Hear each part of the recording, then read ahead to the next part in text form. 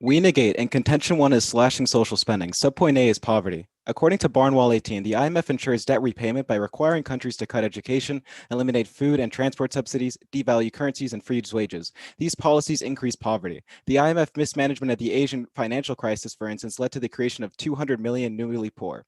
Unfortunately, the BWP 18 furthers a failure to follow advice can place countries in a precarious situation in terms of access to IMF lending, financial markets, and other international institutions.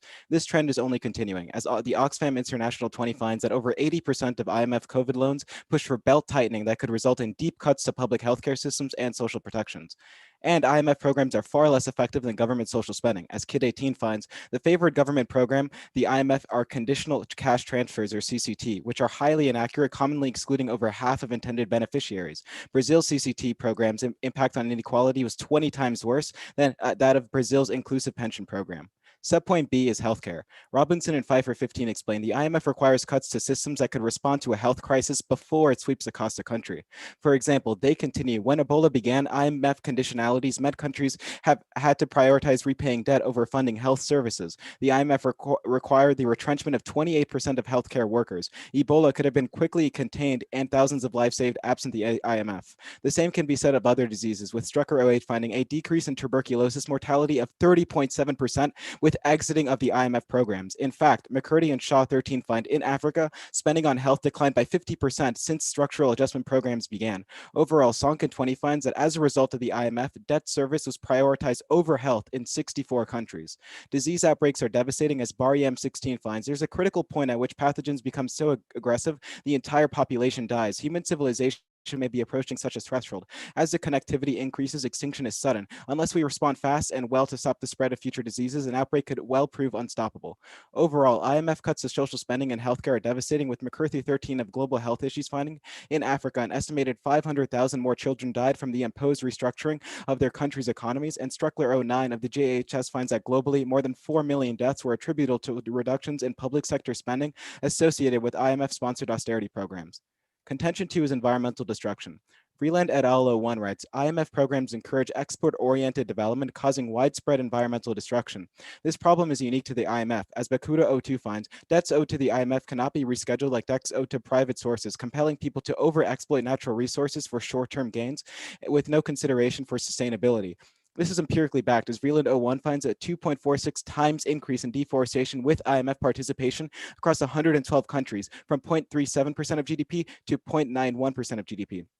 This issue is widespread, as Agobi 05 of the RWM finds the IMF prompted the logging of endangered forests. In Cameroon, one of the countries with the greatest biological diversity, the IMF reduced taxes on exports of forest products. The result is that 75% of the country's forests have been logged or will have been logged in the near future. Critically, the African Climate Reports 18 find that 1.6 billion people, including many of the world's poorest, derived food, income, or medical needs directly from the forest. At the same time, Austin 20 of the World Development finds that 75% of new infectious diseases are zoonotic in origin, and forest loss represents one of the most significant forms of environmental degradation, facilitating new human and animal interactions. And the CDC 20 finds zoonotic diseases are responsible for 2.5 billion cases of illnesses and 2.7 million deaths worldwide each year. Even worse, Baryam from above finds that pandemics risk extinction, and independently, biodiversity loss is deadly. As Taurus 16 finds, the repercussions of biod loss are severe as nuclear conflict. Extinction is underway already.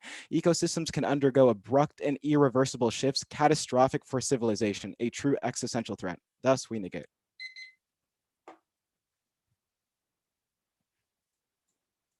All right, awesome.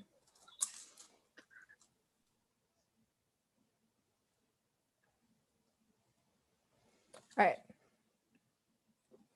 If everyone's good. We affirm our sole contention is avoiding a debt disaster. A debt crisis is brewing in the poorest nations. A combination of reliance on natural resources, poor monetary policy, and historical imperialism has left low-income nations around the world with increasing debt burdens. According to Kaharis 20 of Brookings, in 2020, emerging economies had about $11 trillion in external debt, much of which existed even prior to the pandemic. The coronavirus pandemic has only worsened this problem, making it impossible for governments to secure financing. The OECD 20 illustrates that COVID reduced private finance flows to developing economies 60% more than the 2008 financial crisis, exacerbating the risk of major development setbacks that could increase future pandemic and climate change vulnerability. Take, for example, Latin America, where said debt crisis could have hit the hardest. The United Nations reports that last June that at the time, COVID was due to create the worst recession in Latin America in a century, causing a 9.1% contraction in regional GDP and pushing 45 million people into poverty. However, this phenomenon is not contained to one region. It is an increasingly urgent global crisis. According to Walsh 20 of the New York Times, low-income countries around the world have record high levels of debt and are at risk of facing a large-scale debt crisis. With comparatively poor levels of infrastructure development and high social stratification, these defaults would push millions more into poverty. For example, Jones 16 of the GJN reports that in the 1980s and 90s, debt crises pushed 125 million people into extreme poverty in sub-Saharan Africa.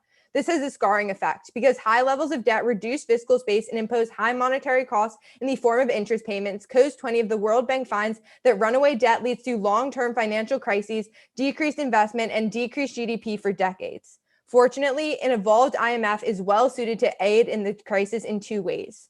First is through improving credit worthiness.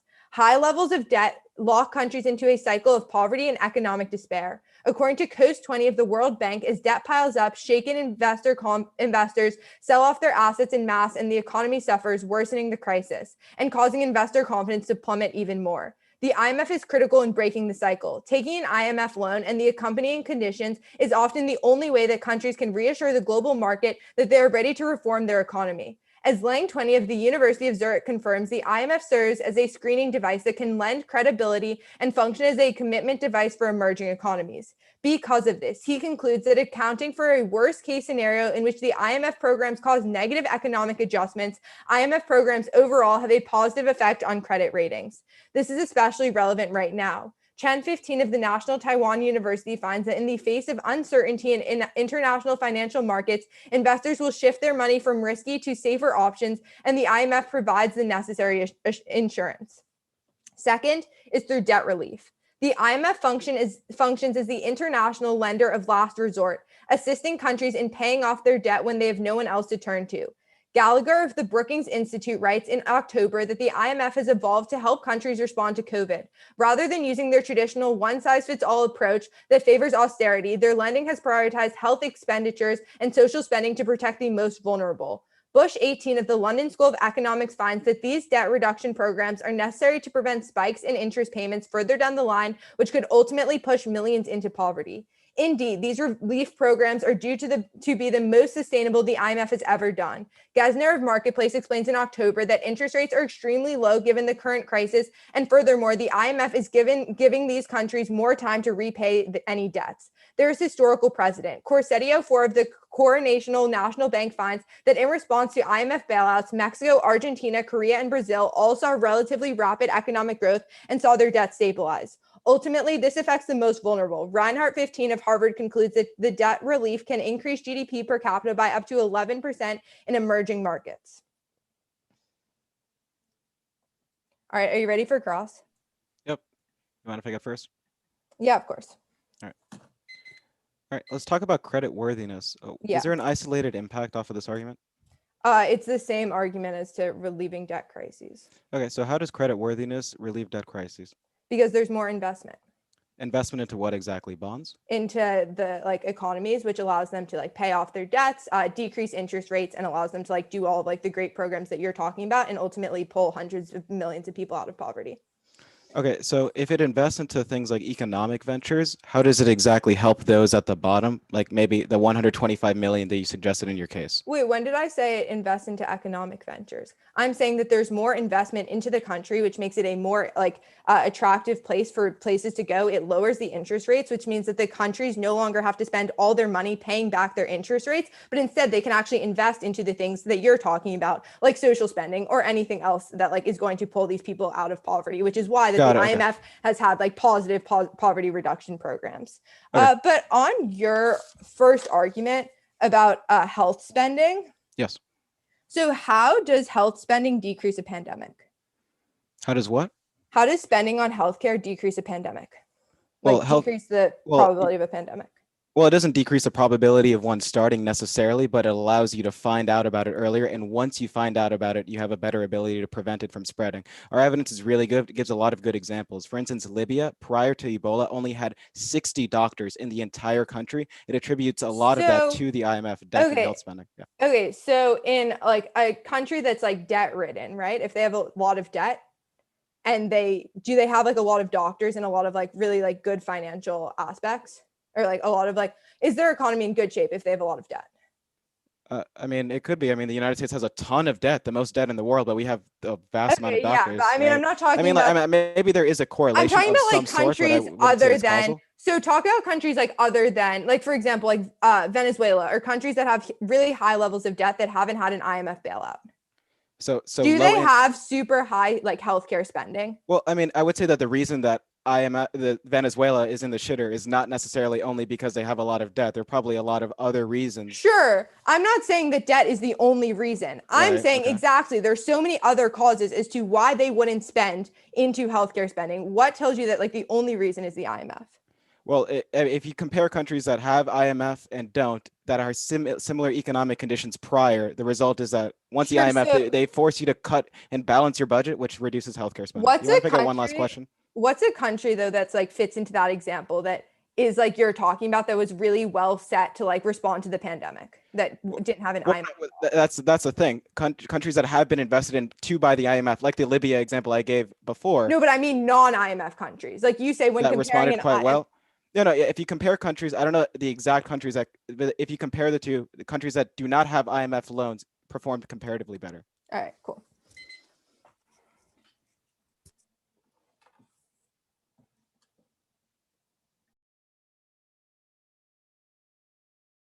Oh, I'm muted. Okay, had to unmute myself.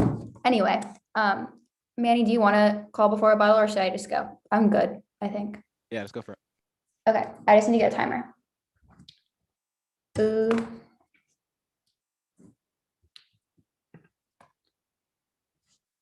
Okay, if everyone's good, rebuttal time.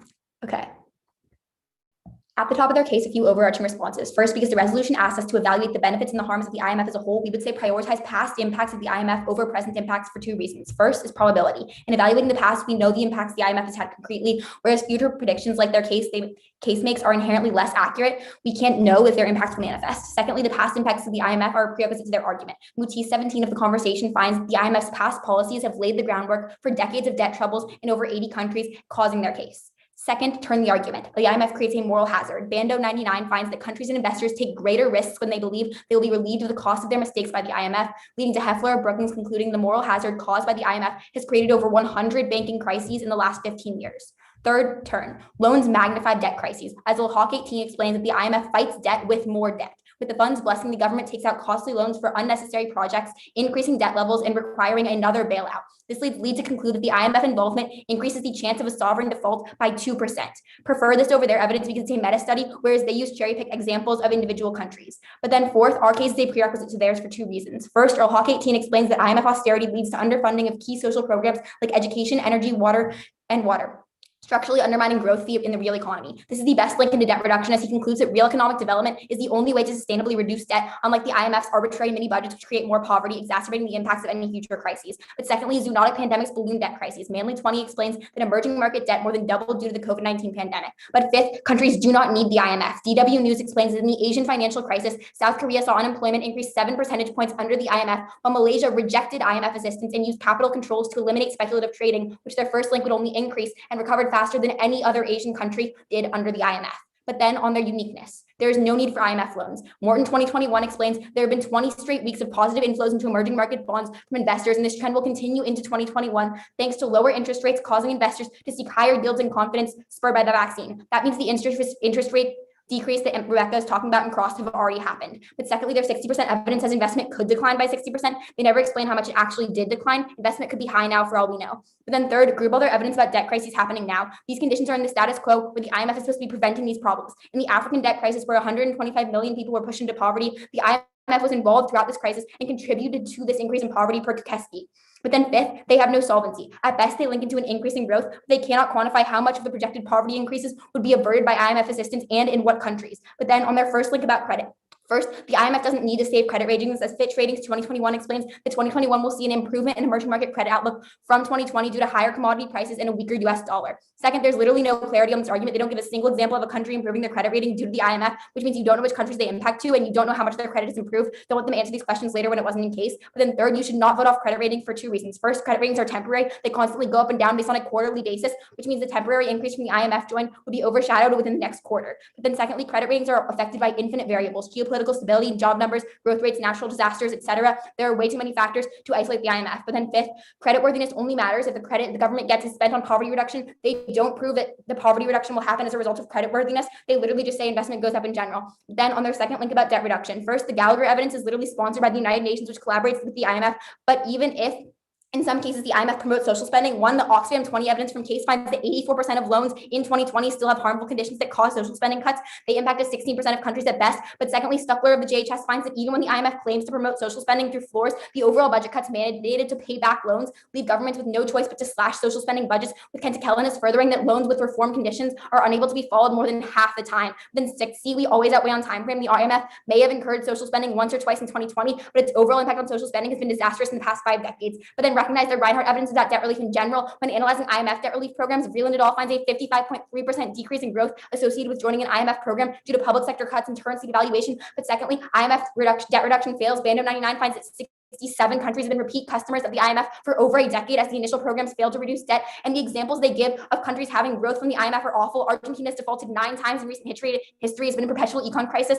And our case evidence indicates that Mexican poverty increased 50% under the IMF, which is a more direct link into poverty than general growth. And South Korean unemployment skyrocketed under the IMF. These are terrible examples.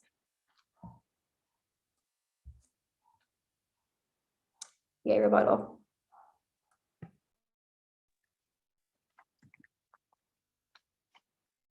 Cool, everyone good?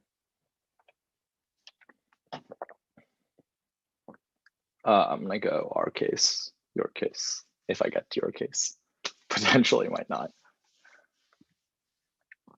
At the top, I don't see why it matters for us to prioritize past or current impacts, whatever. I think most of our argumentation will be consistent between the two. On the second argument that says that IMF causes moral hazard, one, we think moral hazard probably doesn't happen because the IMF gets rid of bad government. So governments don't have a structural incentive to default, because if they do, they literally get kicked out of power. But the second thing here is that there are 100 crises evidence. It's not comparative at all. Note that our particular link in our first argument is that interest rates are lower as a result of the IMF backstopping default crises, which means that it's more likely that investors are willing to take low interest loans, which means comparatively less banking crises happen. It would have been way more than 100. Then they say that the IMF takes on more debt for these countries. Doesn't make any sense. One, the IMF bailouts used to pay off existing loans, prolong the maturity, make it more easy to pay off. But two, their case says austerity happens. They don't know how we're going to get these unnecessary projects. Then they say that they prereq for 2 reasons. Group the 2 prereqs. First, it doesn't matter because the uniqueness claim from the top, from Walsh, which says that in the status quo right now, lots of countries on the brink of default. We think this is a trend longer than COVID as well. It's likely the case that developing countries just generally are loading up on debt holistically because of secular trends like the BRI. But the second thing is that the timelines mix up. We short circuit all of their arguments on why they solve the debt in the long term because these key social programs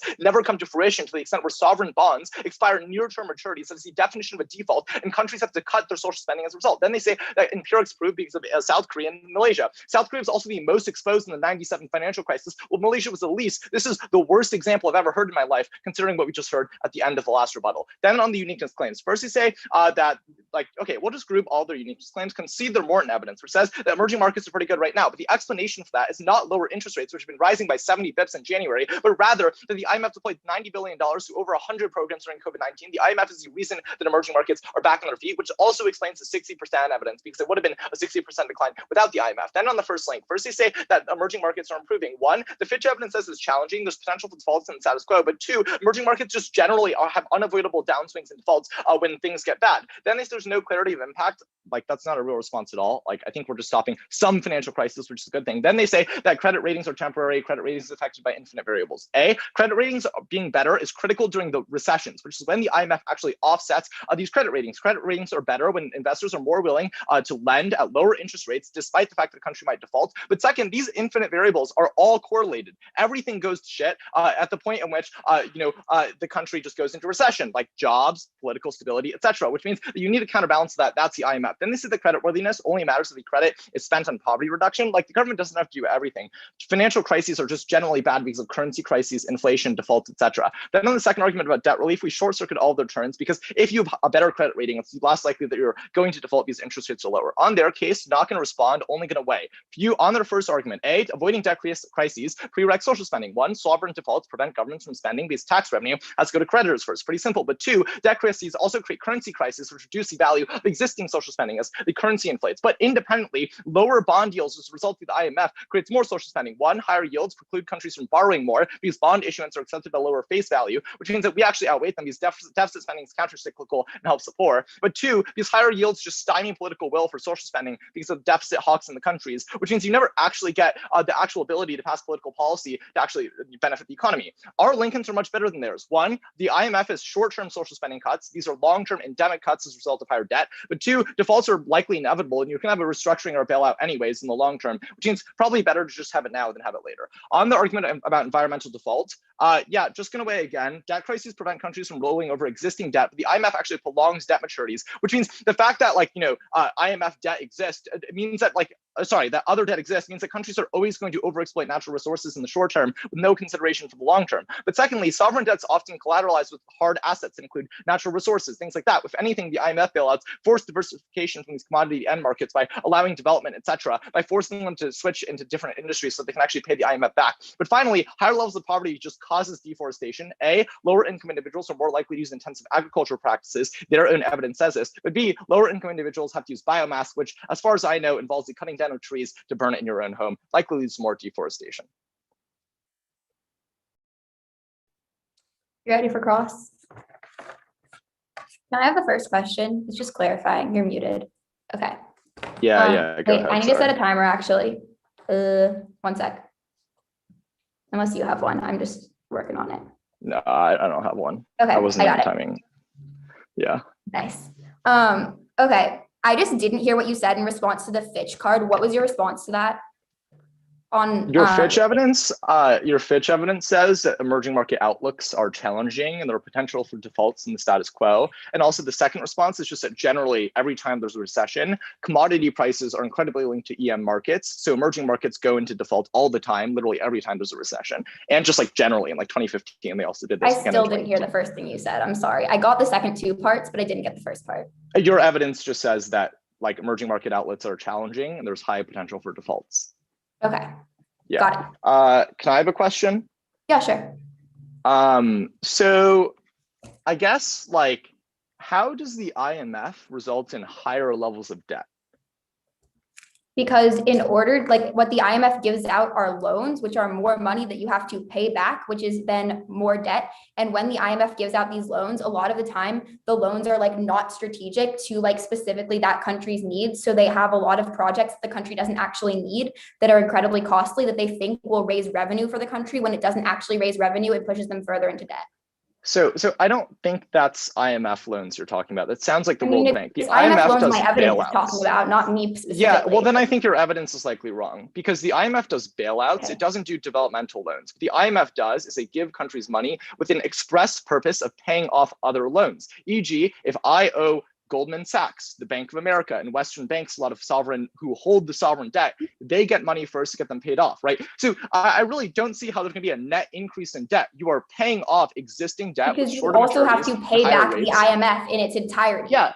But do you see what I'm saying? If I take $1 and I pay off an existing creditor, yes, I still owe the IMF money, but it's not an increase in debt. It is symmetrically the same amount of debt. The only difference is one, because of structural adjustment programs, right? So the IMF doesn't just say have this money and pay it to creditors. They also say we're going to help you deal with your debt crisis in a multitude of ways, and the ways we'll help you deal with your debt crisis involves stimulating certain. Ryan, can I finish? Involves stimulating specific industries, and the industries that they tell these countries to stimulate and give them loans to use often don't generate the revenue they need in order to pay back the IMF. So they're simultaneously telling the government to engage in austerity, cut social spending, and cut spending on infrastructure broadly, and also being like, oh, you should give loans from the government to those industries. Can you just bridge that gap for me? They're not government loans. They say for example, oh, you should increase the logging industry and export logs because that will help you decrease your debt. Or, oh, you should build such amount of coal plants because those coal plants will help your economy. But the IMF has these policy prescriptions, they say, and they give countries money to do those things. So how does that cause an increase in debt just because I'm Because shifting my if industry they towards don't logging? raise the amount of revenue that's expected. But they never took on a loan to begin with, so I didn't see why that revenue matters. Okay, No, they I don't know if used the you're saying, loan but to that's pay off cross. another loan. All right, Hattie. I can call you a messenger now.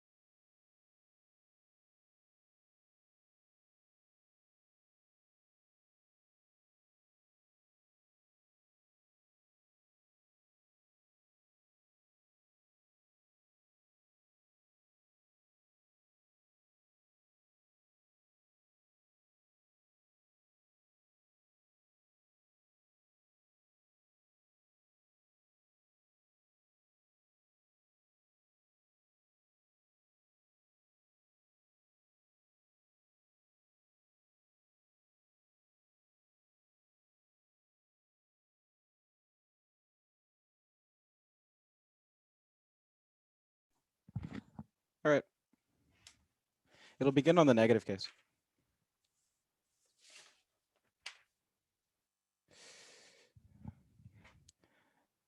Is everybody good? All right.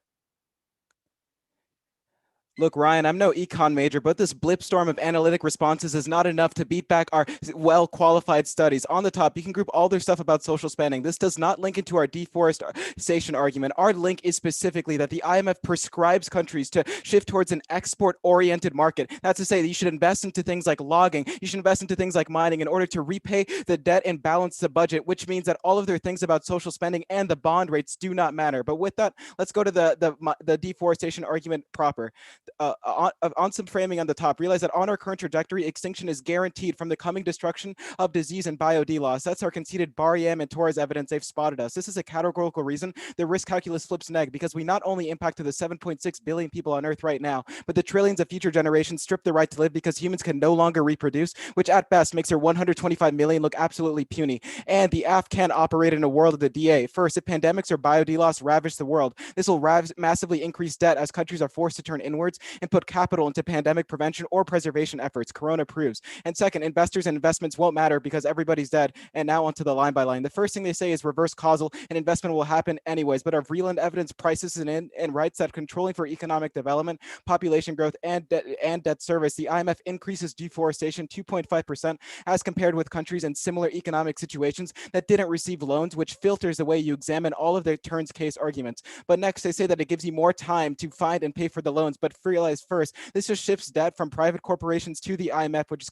comparatively worse because they can't renegotiate, which is a conceded argument. Second, realize that Malaysia proves that absent the IMF, capital controls and reductions are speculative and spending can be implemented, which stops the cycle of debt. They say it's a bad example on the other page, but realize that Malaysia was the only country during the Asian debt crisis that didn't get an IMF loan. I don't know why this is a bad example. Next, they say that debt is collateralized, but first you need EV that says how much and where this investment is going and if it's sufficient to turn case. But second, realize that the incentive for national resource collateralization is higher under the IMF, because if you don't pay an IMF loan, you can get kicked out of international institutions, while on the other hand, investors would just be upset and pull out. They say diversification, but this diversification is towards natural resources to pay back loans. They say Lincoln, but yeah, of course, Ryan's going to blame the low-income folk for clearing out a couple of trees to make a family farm or cook food.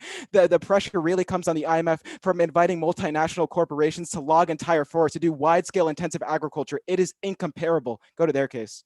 Start on the top on the Wang. Realize that they say that their argument is consistent of time across all time periods, but no, all of their evidence is contingent on the COVID uniqueness, and they consider the two reasons why you prefer past impacts first, which filters the way you look at the rest of the round. On to the moral hazard argument. They say that the IMF gets governments out and it gets good governments in, but realize no, this does not happen. The IMF is consistently funding authoritarian governments, which keeps the governments in place and gives them a blank check to keep increasing debt. They say that it's not comparative, but realize they can see the two pieces of comparative evidence. The first is that right now, that our Vreeland evidence that says that the economy decreases 55% when you actually get an IMF loan because you devalue currencies. And second, realize that you're 2% more likely to get to a debt crisis because of the warrants above.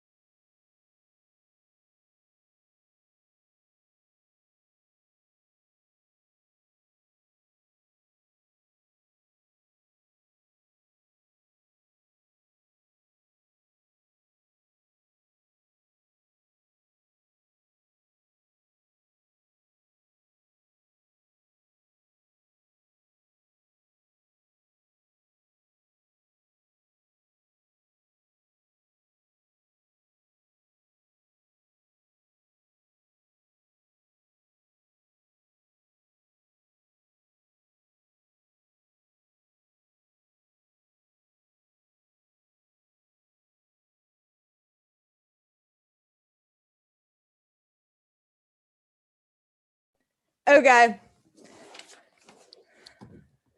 It's going to start on our case.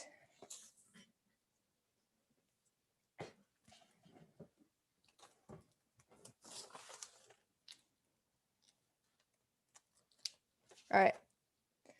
The round ends when you extend our sole contention about the debt disaster. Right now, the Kahar evidence explains that there are unprecedented levels of debt in the developing world that has happened since pre-COVID. The only way that this is under control, per their own evidence, says that it's from the IMF because they've been able to stop these countries from defaulting, leading to all-out debt crisis, which the Jones evidence explains could push 125 million people into poverty and has already. The way that this is happening is through increasing credit worthiness. The Coase evidence explains that when you increase the when you get an IMF loan, it increases the credibility of a country, which increases the amount of investment and ultimately allows them to avoid a debt crisis and restabilize their economy. The Chen evidence explains that this is especially right now as people are going towards safer options. It's the only way to solve these imminent debt crises that are happening. It's conceded by my opponents that without the IMF, these debt crises are happening right now, or like would happen. This is never frontlined after Ryan's rebuttal, which means that the only world without a debt crisis is the F world.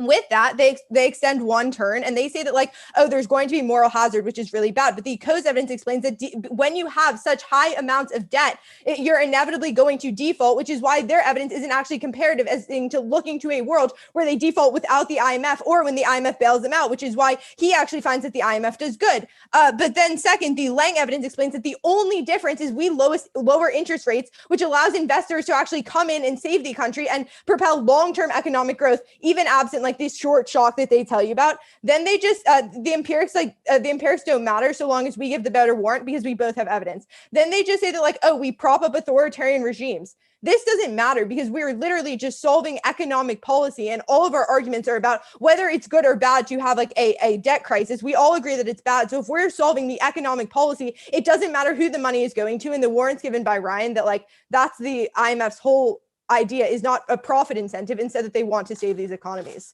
With that, you don't have to evaluate their case because we outweigh for two reasons. First is the weighing that Ryan gives you, which is the prereq, where he says that this is the only way to actually allow them to pay off their debt to other creditors and avoid like large-scale debt crises. You should prioritize. They just say, oh, it's worse to shift from private investment because the IMF is worse, but they don't give a warrant. The warrant is that the IMF is actually better because they don't have a profit incentive. The only time that they actually have to do things like deforestation or have these like long-term or like these short-term like trying to make a profit is when they're trying to like go to Goldman Sachs or large-scale banks. The IMF wants long-term development, which is why they don't have the same way.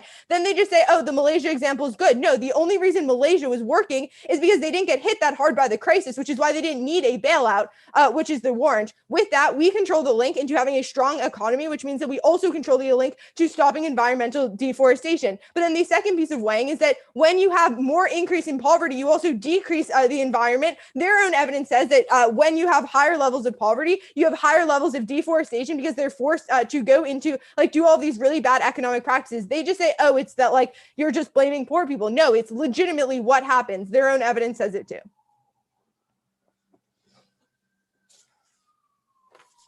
Hey, you Hello? want to take it first? Oh, we have Cross. Hello. Yes, Hello. all good. Hello, everyone. I forgot about Cross. All right. Yeah, all good. All right. On this first prerequisite, you're saying that the only reason they deforest is to go to Goldman Sachs. Could you maybe explain why that's true? Sure. Yeah, the argument is that because like the reason that when you need like your argument is all about needing like short-term like solvency or having like a short-term gain. And the reason that they would need that is when they have creditors who have a profit incentive, like large-scale Western banks, which have less money than like the IMF. Well, that's actually not. No. Well, actually, Goldman Sachs and those private organizations and investors, you can renegotiate those debts. But the IMF, the reason it's specific is you cannot renegotiate with the IMF, which is why you uniquely need that short-term capital, which leads to resource extraction. Yeah, No, there's also so ability to here's postpone. the comparative. Here's the comparative, right? So I think like first you can't renegotiate with Goldman Sachs, and the reason is the warrant that we give to you in case. No, just let me finish. The reason is the warrant we extend in case, which is particularly we say that investors aren't willing to refinance debt because they don't think they'll ever get paid back. E.g., if Argentina can't pay them back in 2018, it's unlikely they'll be able to pay them back in 2020. So the result is investors all flee the country and they call back these bonds, which is what forces the sovereign defaults. The interesting thing that actually happens is when the IMF goes in, sovereign lenders like Goldman Sachs are suddenly willing to continue lending, refinance those debts, and allow Argentina to pay back later, which is why countries are more short-termist on your side because the IMF extends the maturities on their bonds, whereas their existing bonds do not have longer maturities. They have maturities in the next 1 or 2 years, which is why they're forcing engage environmental degradation. Can we have a What question? happens when a country defaults? Like how often do what happens if a country defaults? Like what's the impact you read off of defaults? Yeah, so they often print more currency, which causes a currency crisis that's happening in Venezuela. They often, in the instance of 97, went to various actors to bail out. Even if it's not the IMF, they go to other actors like the CMI in Asia, like the United States Federal Reserve for a bailout, which have similar conditions to the IMF that are equally and symmetrically harmful to these countries. The important distinction is that the IMF allows them to renegotiate capital controls and renegotiate existing bond agreements with current sovereign debt holders, which are predominantly Wall Street look, banks. you're just saying a bunch of words, but if we look at any of the examples you provided in a case, it has been a shit show for all of these countries. Argentina's been You're not looking at the comparative. Even look, They're look, already you're gonna say you're not doing. Can you let Manny talk? Guys. Yeah. Look, you're gonna say like you're not doing the comparative. If we look at the evidence that does the comparison, it shows that debt defaults are 2% more likely in countries that have gotten IMF loans, and that is not correlation without causation because it compares two countries in similar financial situations. So you can talk all about Goldman Sachs and maturity of loans, but when you look at the empirical data, absent analytics, it shows that you're actually this incorrect. Is a cop-out, right? Like this is just saying that you read evidence, which we also read and extended evidence, which says the exact opposite, which is that the IMF reduces the propensity for bailout. The missing component is the logical explanation as to why it is the case that countries are more likely to default. The IMF creates a devaluation of the currency, which is what Manny extended in his that summary, happens anyways. They devalue their currency in the dollar, and the denomination in the dollar is really high compared to the country, like those developing countries' currencies, which creates another currency crisis in the countries, which makes it impossible for them to pay off their debts in the long term. All right, I think that's time. Okay, we are gonna call. Oh wait, we're on a call already. Hold on, let me mute myself.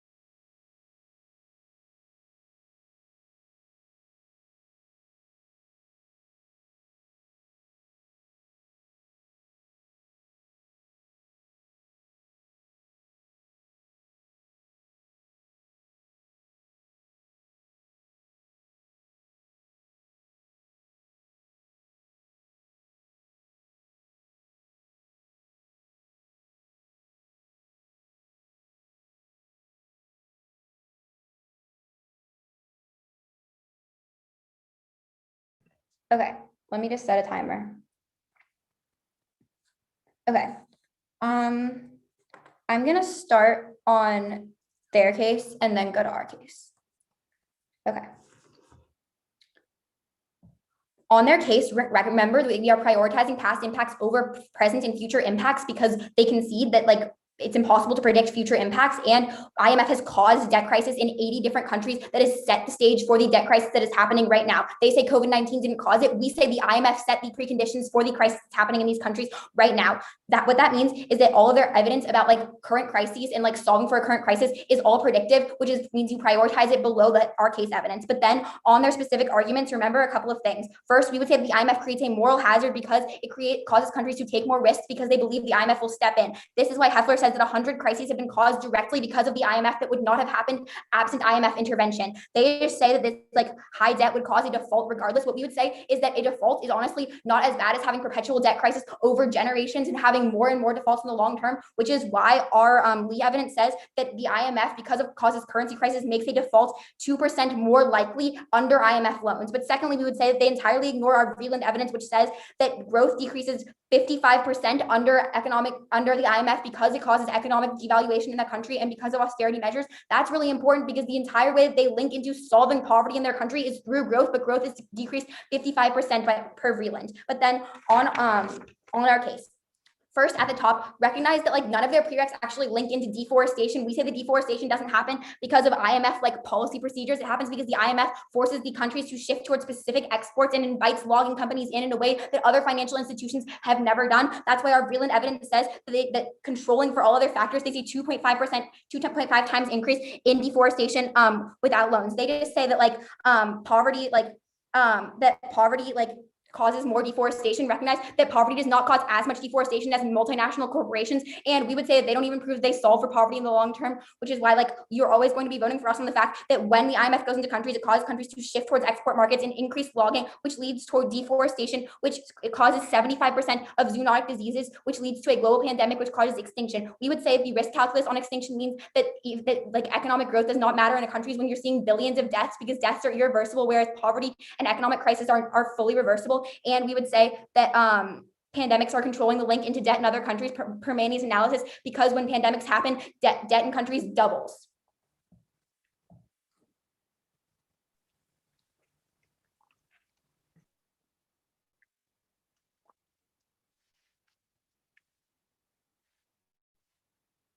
I think we hear a couple of things from side opposition in the last speech. The first is this idea of future impacts versus past impacts. I don't really see why this matters. Our argument is symmetric, that past IMF actions have equally been good by lowering interest rates. On moral hazards, they do not engage with the analysis we give you, which is the COAST evidence, which says that when you have high amounts of default, you have debt crises and defaults inevitably, which means their evidence does not make any sense. You cannot say defaults are not that bad because debt crises are worse, because those two things are the same. We tell you from the Lang evidence that comparatively there were lower numbers of debt crises and defaults because interest rates are lower and investors come in and are willing to fund the debt or renegotiate it, etc. We tell you that their 100 crises evidence then is not comparable, which is we tell you comparatively there would have been much more than 100 crises in the world without the IMF. Then same with like all this growth evidence, right? In a world where devaluation of currency happens on either side, we tell you that specifically what happens is the IMF bails these countries out, which is what allows other creditors to invest in these countries, own those sovereign bonds, and allows these countries to get back on their feet. And that's why we tell you that you avoid 125 million people in poverty. But independently,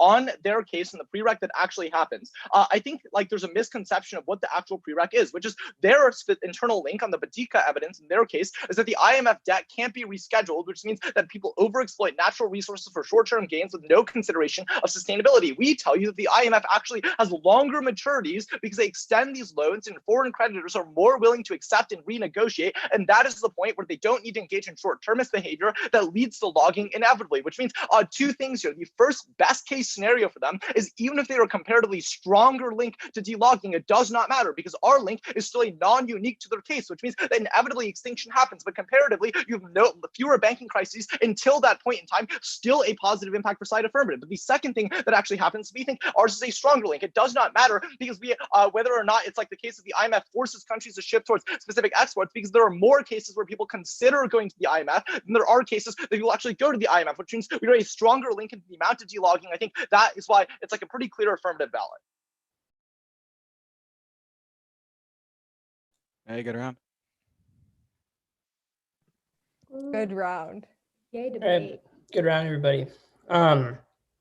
Cool. So we're just going to finish up, but a couple reminders before people go is first, all the prep from the round is going to be uploaded. You can either find it in the description of this video once it's uploaded or on Magnolia Debates social media. We'll make sure to post it there too. So make sure to look out for that. The second thing is just if you want to work with any of the people you've seen in this round, make sure to sign up for Magnolia Debate summer sessions this summer. Gonna be a great time. And you can work with these wonderful people who are very good at debate. All right, I think that's about it. Manny, do you